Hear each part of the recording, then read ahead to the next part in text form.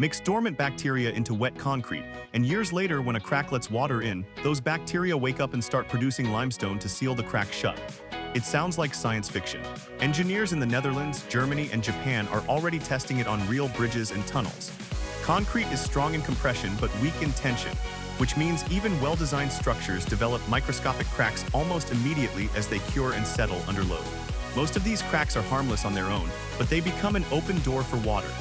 Water carries dissolved carbon dioxide and chlorides deep into the structure, reaching the embedded steel reinforcement and triggering corrosion. Corroding steel expands, which widens the crack further from the inside, in a feedback loop that eventually spalls concrete off the surface entirely. Traditional repair means sending inspectors to physically find cracks, often in places that are difficult or dangerous to access, like bridge undersides or tunnel linings, and then manually injecting sealant. It's reactive, labor-intensive, and by the time damage is visible, corrosion may already be underway. Self-healing concrete embeds dormant bacterial spores, most commonly from the Bacillus genus, directly into the concrete mix during manufacturing. These bacteria are chosen specifically because they can survive concrete's extremely alkaline environment and remain viable as inactive spores for years, essentially sleeping inside the hardened material. They're typically packaged inside protective capsules, sometimes made of clay pellets or biodegradable material, along with a food source like calcium lactate, so they don't simply starve or get crushed during mixing and curing. As long as the concrete stays intact, the bacteria stay dormant and do nothing at all. They're waiting for exactly one trigger: water. When a crack forms and lets moisture in, water reaches the protective capsules and breaks them open, activating the dormant bacteria.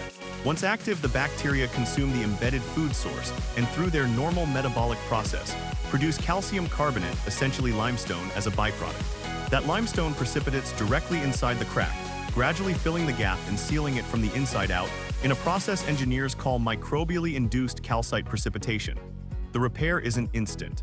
It typically takes days to weeks for a crack to fully seal, depending on crack width and moisture availability, and the technology currently works best on microcracks and hairline fractures rather than major structural damage.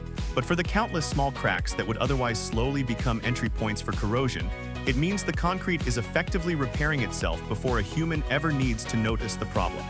This isn't purely theoretical anymore. Research institutions in the Netherlands, Germany, the United Kingdom, and Japan have moved self-healing concrete out of the lab and into pilot projects on real infrastructure, including bridges, tunnels, and water-retaining structures where crack-driven leaks and corrosion are especially costly to repair conventionally.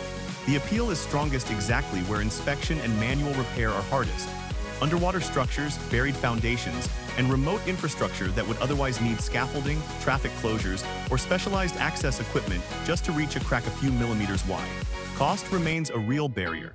Bacterial concrete is more expensive upfront than standard mixes, and performance depends heavily on consistent moisture exposure to activate the bacteria, so it isn't a universal replacement for regular concrete yet. It's worth being clear about what self-healing concrete can't do, because the marketing around it tends to skip this part. It doesn't repair structural cracks caused by overloading, foundation settlement, or seismic damage, the kind of fracture that signals a real structural problem rather than routine shrinkage. It also doesn't work without moisture, so a crack in a permanently dry interior environment may never trigger the bacteria at all. And the bacterial spores don't last forever inside the concrete matrix. Most current formulations are engineered to remain viable for years, not indefinitely, which means the self-healing capability is really a finite window built into the material's early life rather than a permanent property. Engineers who work with the technology are careful to describe it as a durability enhancement layered on top of conventional design, not a replacement for proper structural engineering or ongoing inspection. Most of construction engineering focuses on preventing damage in the first place: thicker cover over rebar, better waterproofing membranes, more conservative safety margins. Self-healing concrete represents a different philosophy. Accept that cracking is inevitable in any sufficiently large concrete structure, and build in a biological response system that acts before a human inspection schedule would ever catch the problem.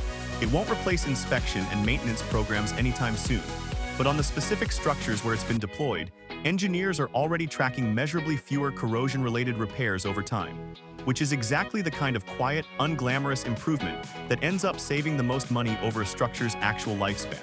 The next time you walk across a bridge or through a tunnel, there's a growing chance that somewhere in the concrete beneath your feet, dormant bacteria are simply waiting for a crack to form, ready to seal it shut before anyone ever files a maintenance report.